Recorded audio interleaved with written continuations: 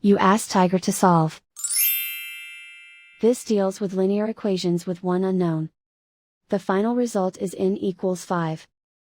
Let's solve it step by step. Simplify the expression. Break up the fraction. Simplify the fraction. Find the greatest common factor of the numerator and denominator.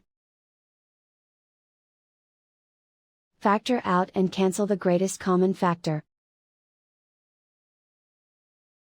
Group all constants on the right side of the equation. Add 5 to both sides. Simplify the arithmetic.